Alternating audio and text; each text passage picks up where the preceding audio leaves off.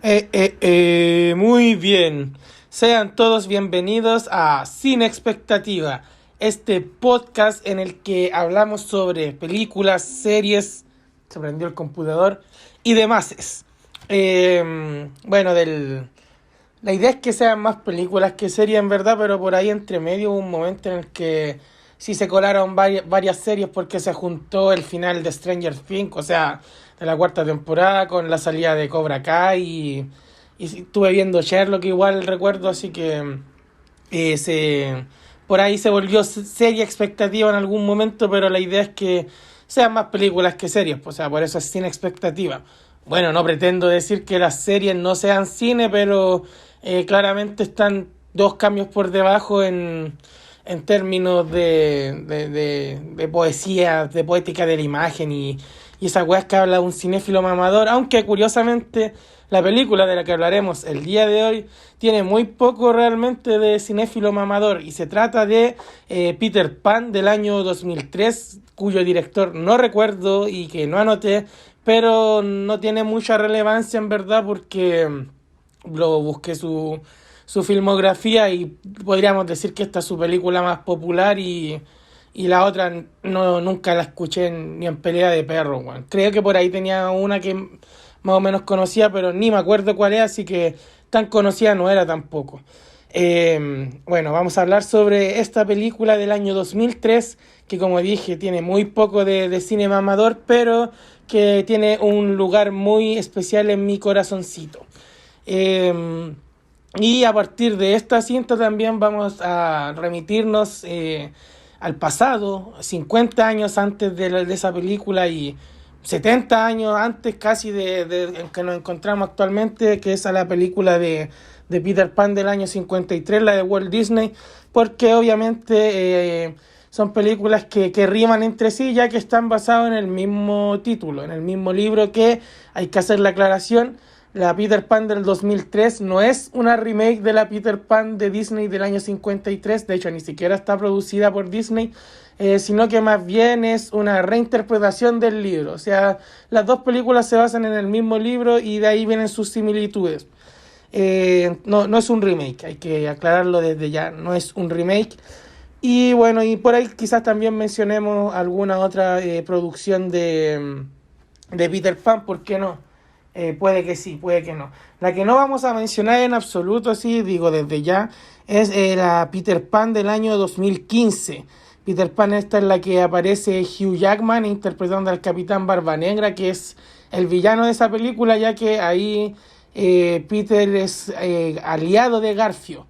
Esa película yo recuerdo cuando salió, no sé, yo debo haber ido a ver Avengers la Era de Ultron, ponele, por decirte algún título, cuando vi el tráiler de esa Peter Pan, y siendo yo un fan de Peter Pan, no me llamó la atención en absoluto, porque digamos que esa cinta cuenta como la historia de origen de Peter Pan, y yo siento que Peter Pan es de esos personajes que no merecen tener una historia de origen, o sea, no la meritan, son personajes que existen y ya, o sea, por ejemplo, ¿para qué queríamos saber los orígenes de Han Solo? Un personaje que de una envergadura similar, de unas características, no porque sean parecidos, sino que como por el rol que cumplen, de que se comunica mucho de ellos solo con sus acciones y su impronta visual, que no es necesario contarle una historia, y sin embargo, tanto Han Solo como Peter Pan tuvieron su historia de origen, ya que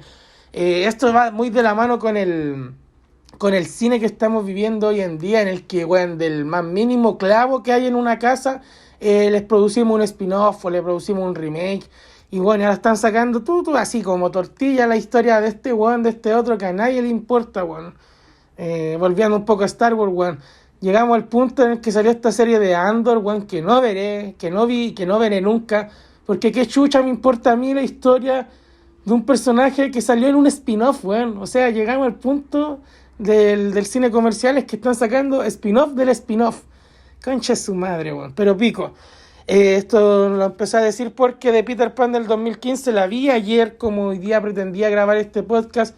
Y esa es la única película de Peter Pan, creo, que puede que por ahí entre medio haya otra que tampoco ya he visto, pero hasta el momento esa era como la única que de las que conocía al menos que no había visto y dije, puta, digamos, para tener un espectro más amplio, la vi después de haberle hecho el quite durante 7 años y no me había perdido de nada, weón. Qué película culiada más mala, weón. Peter Pan del 2015, no la recomiendo en absoluto.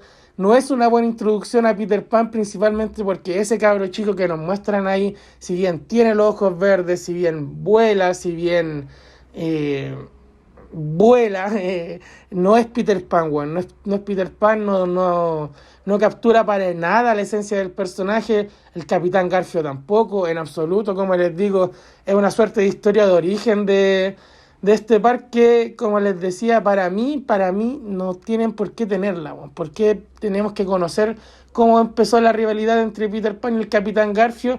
Siendo que dentro de la misma película original, llamémosle, se menciona por encimita y es suficiente, weón. ¿Para qué queremos más?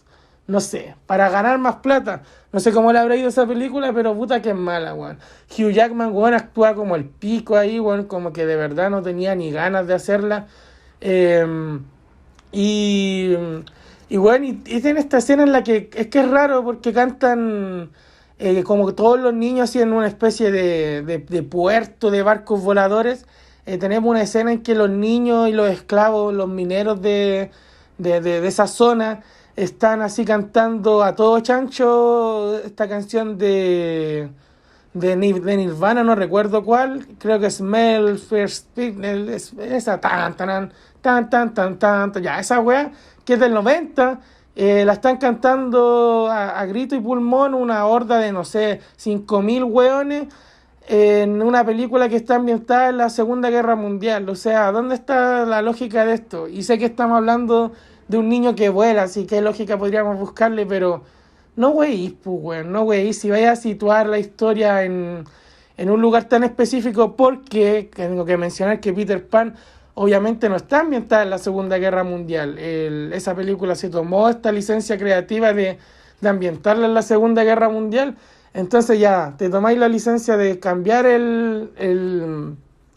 la época en que transcurre la historia y más encima ponía una canción, weón, que es de 50 años después y hay otra más entre medio. O sea, no me weís, pues, weón, no, es malísimo. Que eso igual responde un poco a esta tendencia que ha tenido el cine, no sé, desde los últimos 12 años, 10 años, que es de poner una canción que es altamente popular, reconocible, en una escena para hacerla sonar cool. Que digamos que el mayor exponente de esto, al menos el que más lo popularizó en su momento, fue Guardianes de la Galaxia, ¿cierto? Que tenía tenía la excusa de ocupar el cassette con música mezclada que tenía el Peter Quill para utilizarlo dentro de la banda sonora. Que ahí funciona y que hay montones de películas después en que funciona, así como hay montones otras en que no funciona. Entre las que no funcionan tenemos esta weá de que están cantando Nirvana en el año 40, weón. ¿Qué estamos hablando? En fin, toda esta weá solo va a decir que no vamos a hablar de Peter Pan del 2015. Eso es todo lo que tengo que decir. No la recomiendo en absoluto. Y ahora sí vamos a Peter Pan del año 2003. Bueno, primero que nada, ¿por qué vamos a hablar de Peter Pan? Bueno, el otro día, hace un par de noches atrás, se vino a quedar mi sobrinita, la Domi, mi sobrina de 6 años, que ha adquirido un gusto últimamente por algunas películas antiguas, digamos, antiguas del año del pico. La última vez que se había venido a quedar, le pidió a mi mamá que le pusiera el Mago de Oz del año 39, el Mago de Oz, del 30 y algo, no estoy... Sé que es del 30, no recuerdo el apellido, pero es de los 30, bueno. Y ahí estaba así como de fondo, no te digo que se siente a ver la película, pero ahí mientras hace sus weá, juega con sus juguetes, sus plasticinas, qué sé yo, entre medio ahí le pone atención a la película y le estaban gustando, pues. Y como yo soy un tío muy considerado, dije, ya, entreguémosle otra película a la cría, y ese día que se vino a quedar, puse de fondo ahí Peter Pan, la de Disney, sí, la del 53, que ya para aprovechar de hablar un poco de esa, yo la vi después de la del 2003, yo la Disney, la Peter Pan de Disney, La tengo que haber visto un poco más grande. Como que nunca la vi siendo bien pendejo. Y para mí no es de las mejores películas de Disney, del Disney clásico, digámosle. O sea, no es Pinocho, no es Blancanieves, que por decirte películas que según yo son indispensables, que tenéis que ver para si te interesa la historia del cine.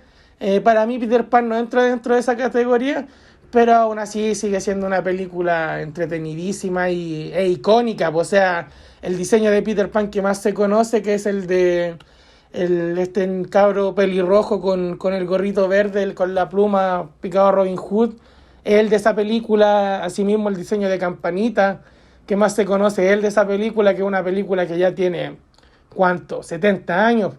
Así que sí sí es un gran filme. Solo que te digo, a lo que quiero llegar es que para mí no está a la talla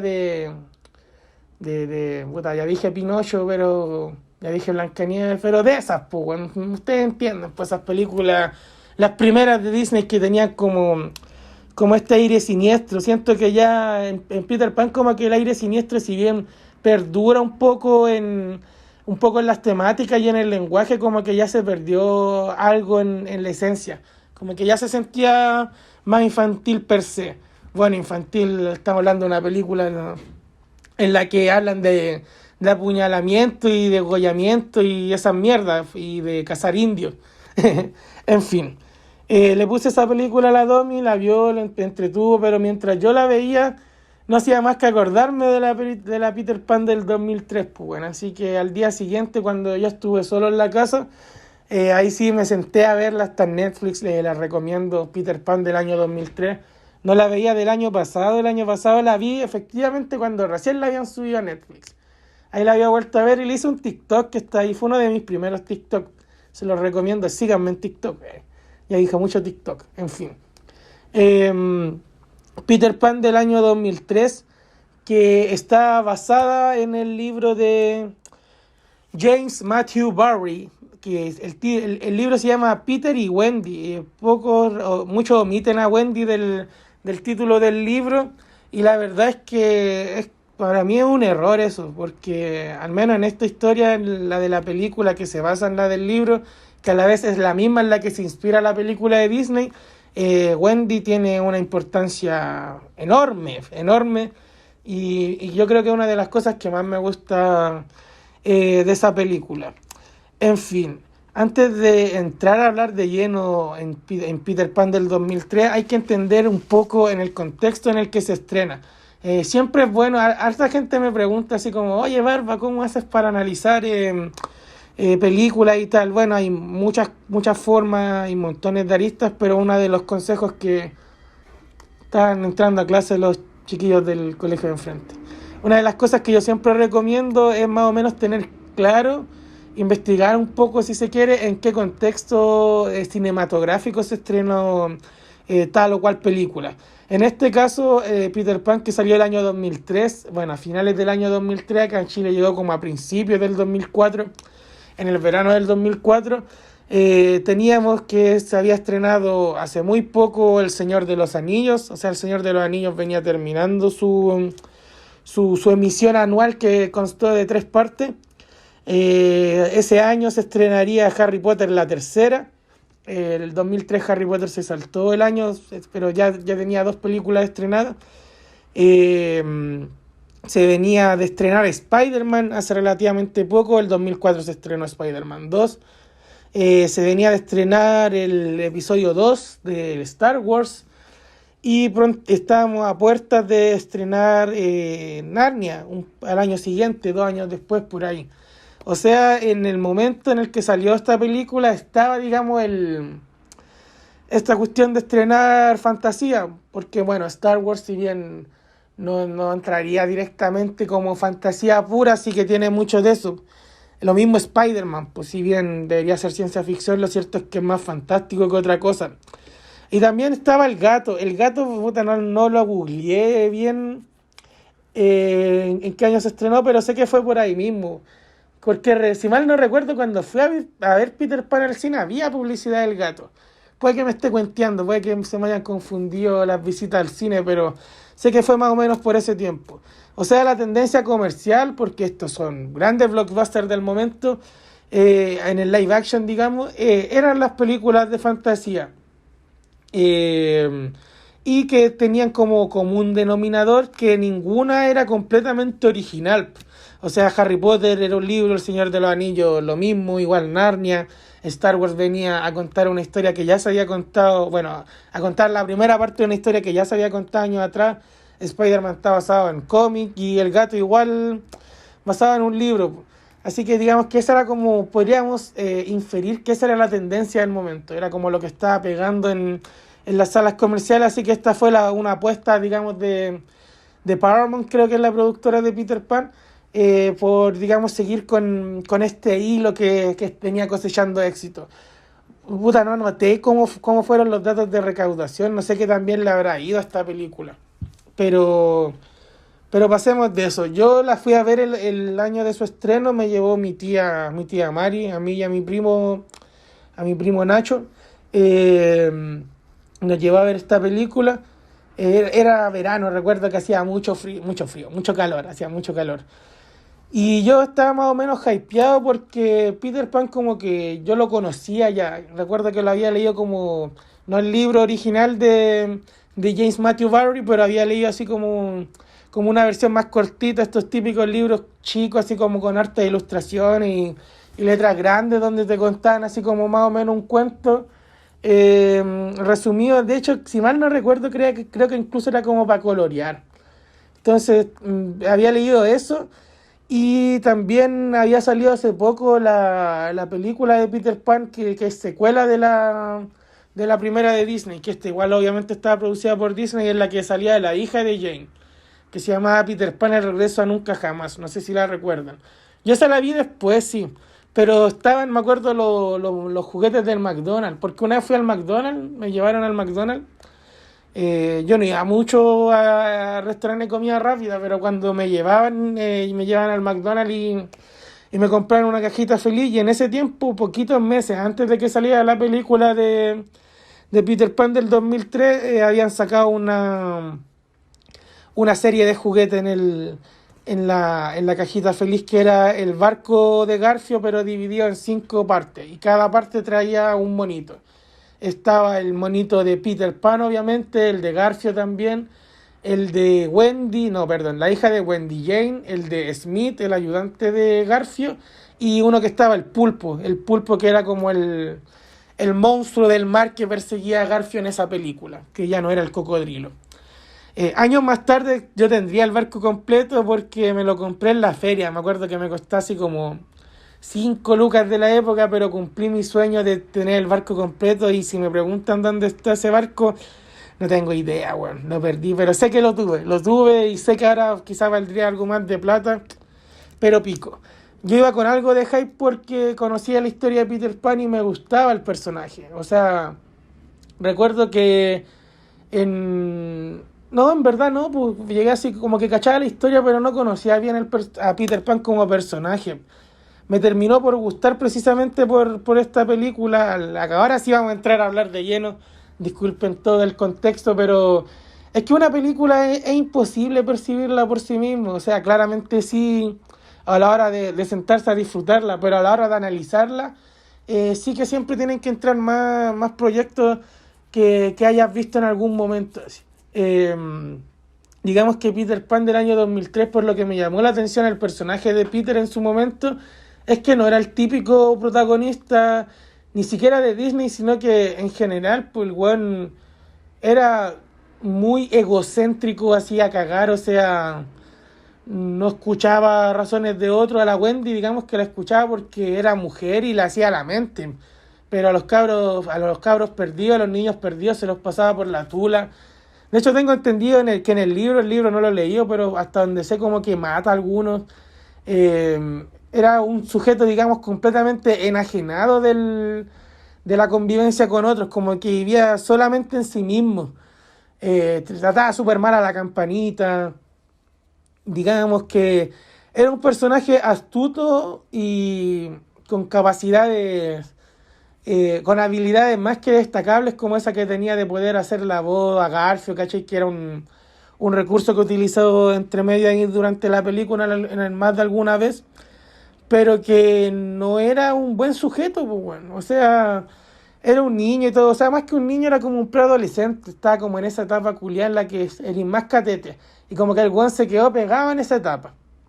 Sí, de hecho, Peter Pan tiene como un par de años más que los niños perdidos, pues así se da a entender en todas las adaptaciones que se han hecho. En fin, para quien no conozca la historia de Peter Pan, vamos a aprovechar esta película para más o menos resumirla, pero vamos a resumirla a través del típico, ya conocidísimo tópico, no sé cómo llamarlo, de el camino del héroe o los 12 pasos del héroe. Porque, por curioso que suene, Peter Pan sí se sigue bajo esta regla literaria, vamos a decirle, por ponerle un nombre. Solo que quien sigue el viaje del héroe no es Peter Pan. Peter Pan es un personaje planísimo. Peter Pan es un personaje que es el mismo cuando inicia la historia y cuando termina. Es el mismo sujeto. Quien tiene este viaje es Wendy. Por eso hace tanto sentido que el libro original se llame Peter y Wendy, porque al fin y al cabo el personaje que hace el viaje completo, es Wendy. Peter no aprende nada en toda la película. Y me imagino también que en todo el libro. Empezamos con Wendy. Entonces, cierto, el primer monolito del viaje del héroe es la presentación del mundo ordinario. Que nos presentan, cierto, a Wendy como la mayor de 3 hermanos. Y se presenta esta problemática de que los papás sienten que Wendy ya está creciendo. Bueno, la película la adorna ahí con unas cositas que no vale mucho la pena entrar en detalle. Y entonces Wendy es visitada por Peter Pan, quien va constantemente todas las noches a escuchar sus cuentos. En la película original de Disney, del 53, la animada, Peter Pan iba a escuchar cuentos sobre sí mismo, como que Peter Pan era, no sé, un mito urbano. Acá en esta versión del 2003 sí les cuenta así, no sé, como la Cenicienta, y cuando conoce a Peter Pan, digamos que no se sorprende por su nombre, pues no lo cachaba. Y aquí entonces llega la llamada a la aventura por parte de Peter Pan, que para estos efectos vendría a resultar a ser el mentor de Wendy, que, bueno, lo es en ciertos aspectos, no en todos claramente. Wendy rechaza la llamada en una primera instancia, ¿cierto? Que eso también es parte del viaje del héroe. Y posteriormente acepta la llamada con este ya meme esta escena que ya se volvió meme, en que le dice olvídalos Wendy, olvídalos a todos y se van volando. Aquí sí debo mencionar que en la película animada, la del 53, la escena en que se van de la casa de Wendy al país de nunca jamás, está mucho mejor. Digamos que en la versión del 2003 los efectos especiales no han envejecido para nada bien, o sea, se nota el croma, se nota que los actores están recortados, los fondos se ven medio raros, no ha envejecido muy bien, no tiene planos muy memorables tampoco, pero la versión del 53, la puta madre, esa sí que es una escena muy buena, que va acompañada de esta canción, esa volarás, volarás, volarás. Buenísima. Ahí sí les recomiendo ver, sí recomiendo la antigua en verdad, no la bardeo en absoluto, y esa escena en particular siento que es de las cosas que tiene mejor la versión animada que la versión del 2003, porque digámoslo, la animación envejece mucho más lento. Y bueno, se ve la raja, o sea, los cabros chicos volando por Londres, espectacular, espectacular. En fin, entonces los chicos llegan al país de nunca jamás, donde por accidente Wendy es herida por los niños perdidos, más que por accidente, por cizaña de Campanita, que está celosa de Wendy, porque ella quiere con Peter Pan, aunque claramente no va a poder nunca, porque Peter Pan no tiene esos sentimientos, o bueno, no del todo, más bien digamos que los reniega en verdad. Y de ahí, en base a eso, Peter Pan destierra a Campanita y ahí empiezan a vivir sus aventuras en la tierra de nunca jamás, como por ejemplo ir a ver las sirenas y todo. Por ahí entre medio también tendríamos parte digamos, de las pruebas. En el tema de las pruebas que conforman parte del viaje del héroe, sí, hay tantas pruebas como para Wendy como para Peter. Lo que pasa es que Peter es como el one que es un poco lo que era Goku chico para el primer Dragon Ball. Que sus habilidades extraordinarias sirven para salir más o menos rápido de una situación engorrosa. Wendy en estos casos se limita a ser una simple espectadora, pero digamos que ella es el personaje que sigue evolucionando. Acá hay que hacer una mención al Capitán Garfio, ¿cierto? El villano de Peter Pan. Denme un segundo.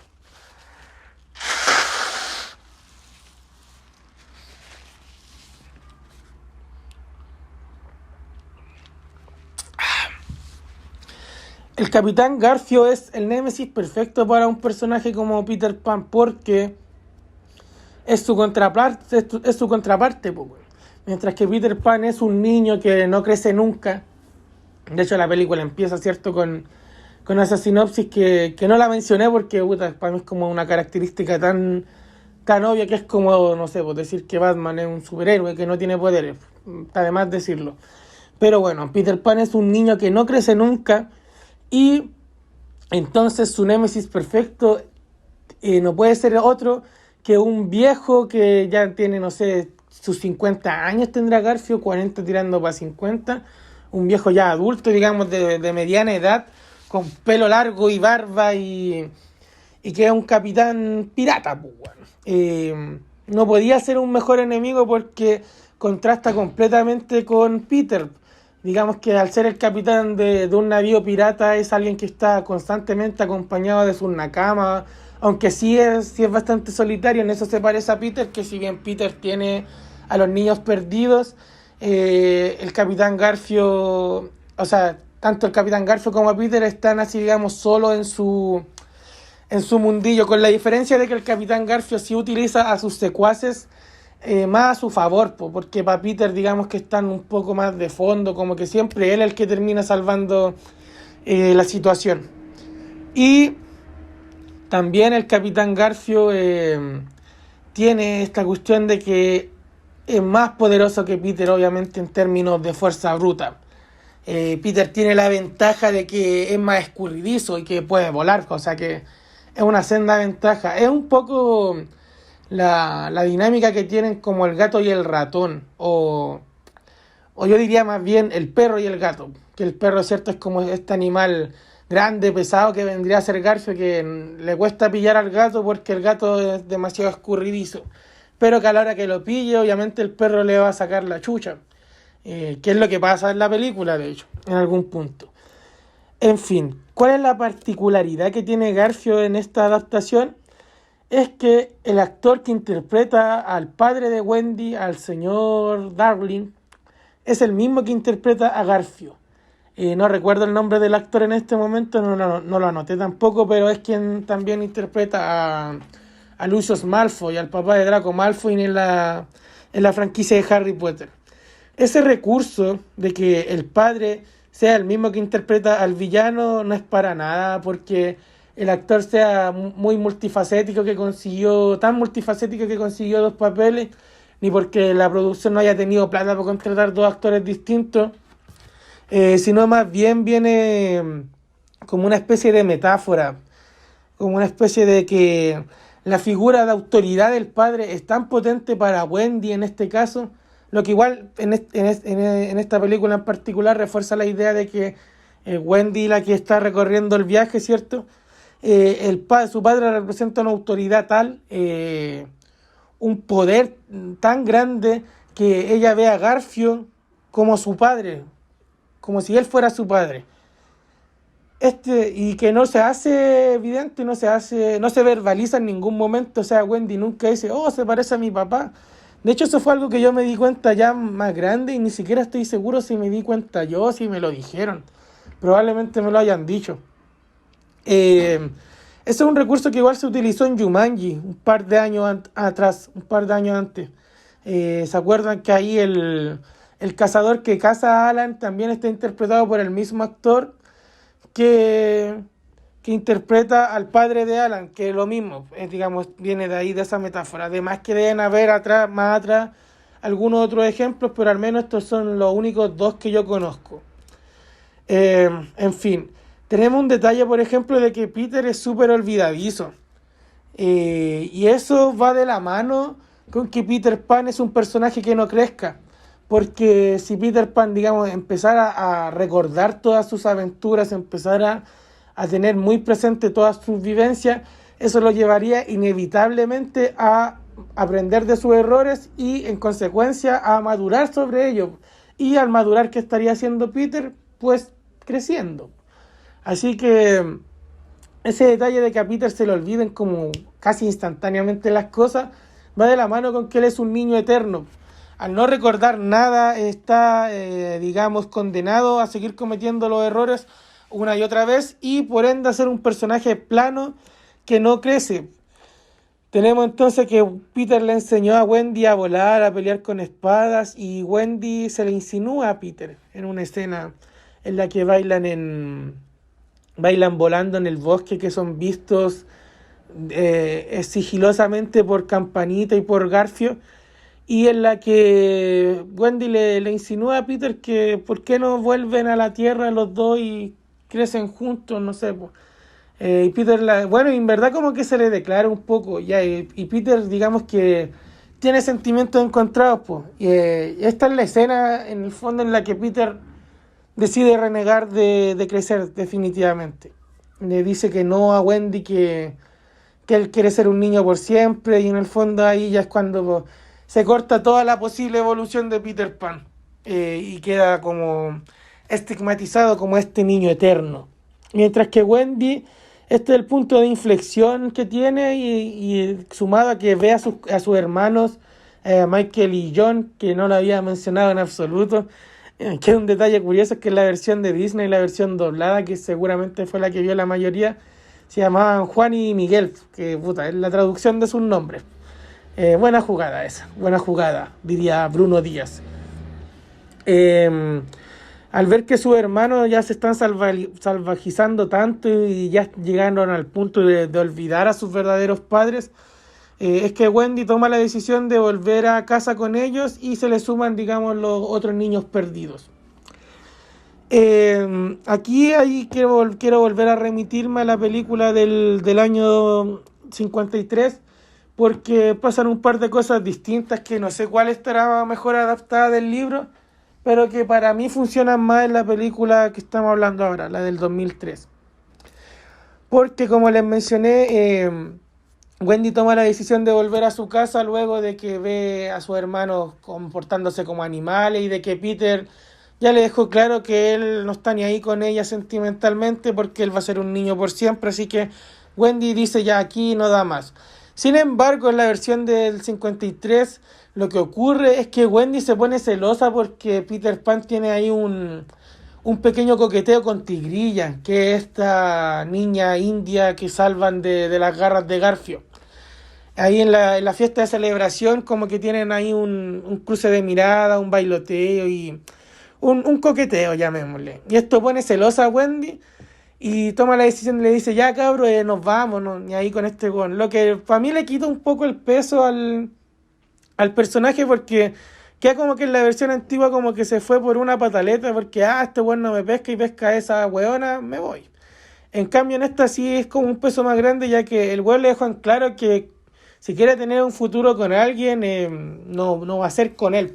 Y Wendy sí que quiere tener un futuro. Aquí, digamos, el punto en el que se da cuenta que si bien ya está entretenido volar y matar piratas y todo eso y salvar indios, lo cierto es que no es lo que quiere para su vida, así que es cuando deciden volver al planeta Tierra.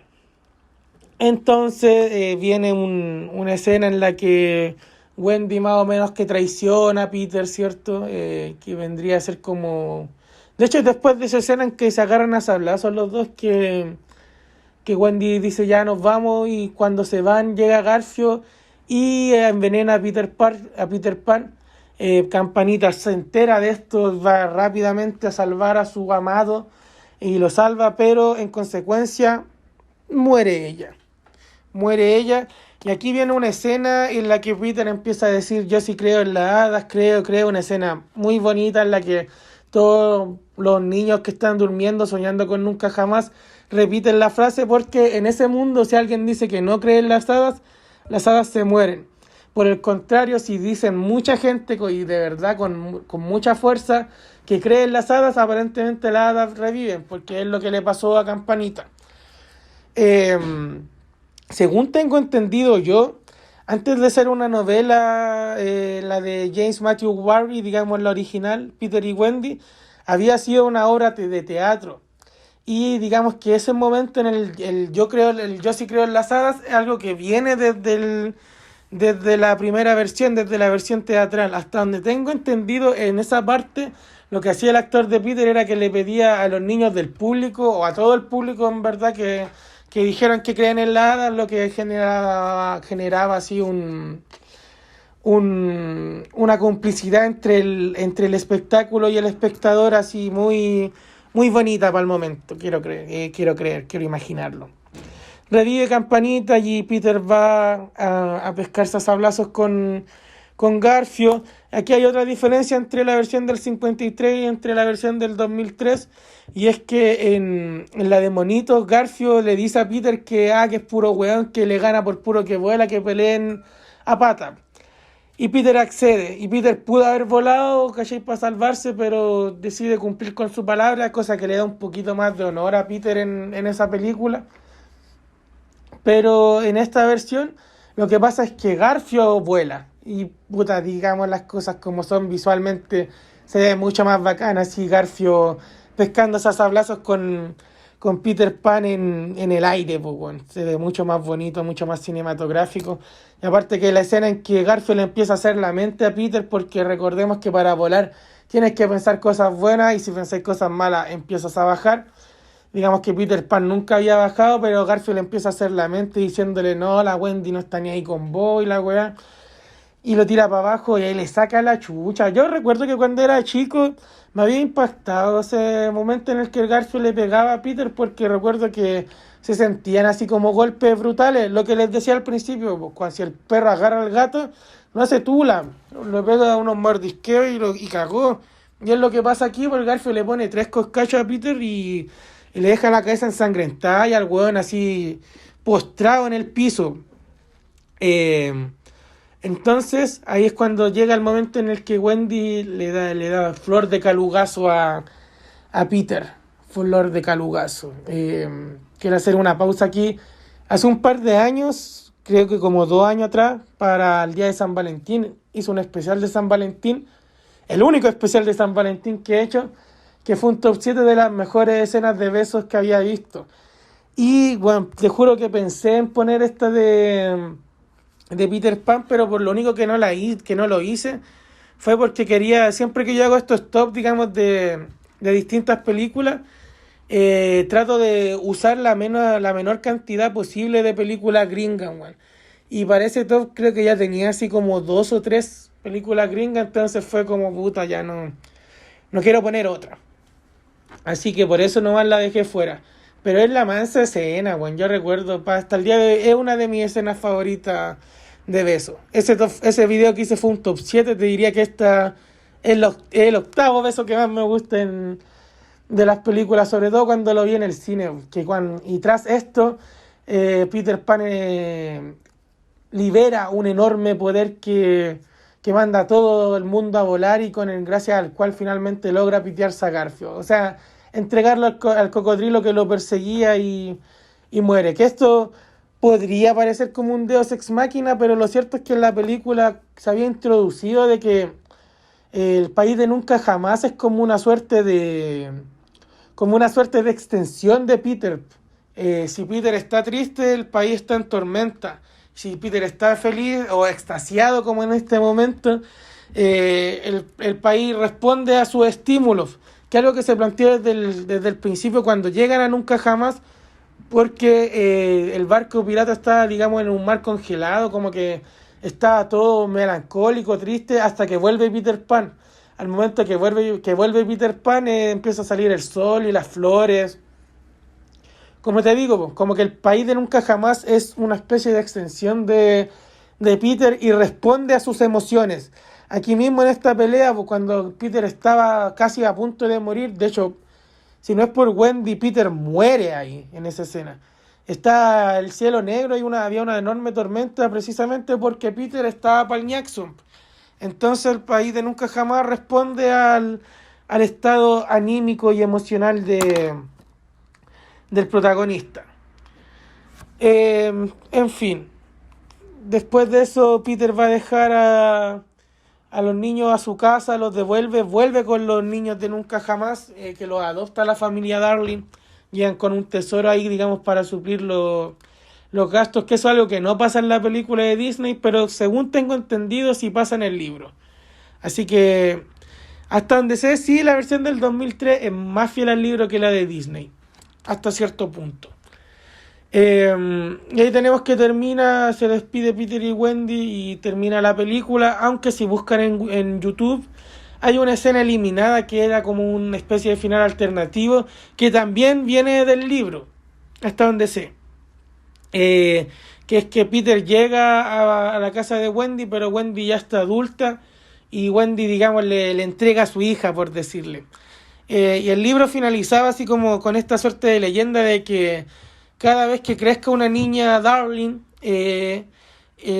su hija va a quedar como a merced de Peter Pan. Y según sé, en el libro, la madre de Wendy como que era consciente de que Peter Pan existía. Como que ella mencionaba algo de este niño.